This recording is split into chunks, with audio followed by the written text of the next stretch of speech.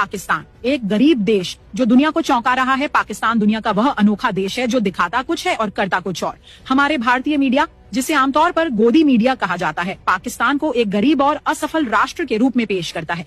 हमें बताया जाता है कि पाकिस्तान में लोगों के पास खाने को रोटी नहीं है, अर्थव्यवस्था तबाह है और देश दिवालिया होने के कगार पर है। लेकिन दूसरी ओर संयुक्त राष्ट्र की रिपोर्टें कुछ और कहानी बयां करती हैं। उनके अनुसार पाकिस्तान में प्रति व्यक्ति भोजन की उपलब्धता भारत से बेहतर है।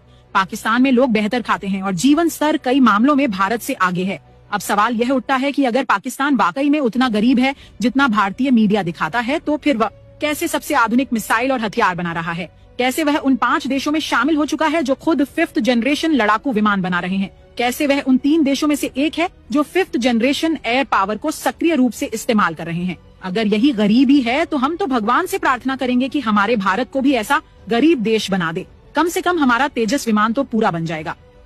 सच्चाई यह है कि पाकिस्तान ने न केवल अपनी वायुसेना को दुनिया की सबसे खतरनाक हवाई ताकतों में शामिल कर लिया है, बल्कि भारत को चारों ओर से रणनीतिक चुनौतियों में भी घेर लिया है। और हमारे देश में यहाँ 5 किलो गेहूं के लिए लोग लाइनों में खड़े रहते हैं, जबकि हमारा टैक्स का पैसा एक आउटडेटेड राफेल विमान में डूबा दिया गया, जिसका आज की 5th जनरेशन युद्ध में कोई विशेष स्थान नहीं है।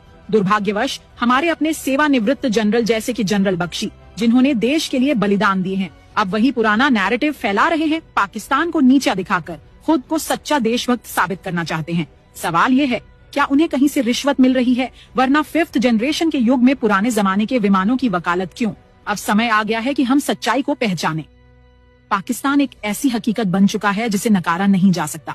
एक ऐसा गरीब देश जो अपनी ताकत से पूरी दुनिया को चौंका रहा है। पाकिस्तान वह देश है जिसने दुश्मनों के साए में पलकर विकास किया है, जहां हर दूसरा दिन सीमाई तनाव से जुड़ा होता है, जहां हर साल आतंकवाद के खिलाफ लड़ाई लड़नी पड़ती है और जहां वैश्विक प्रतिबंध भी लगते रहे हैं। लेकिन इस सब के बावजूद वह देश आज न केवल अपनी संप्रभुता पर कायम है, बल्कि अपनी रक्षा उद्योग को भी मजबूत कर रहा है। क्या यह सब किसी गरीब देश की निशानी है? क्या एक गरीब देश खुद फिजा में दुश्मन के विमान गिरा सकता है? याद है ना 27 फरवरी 2000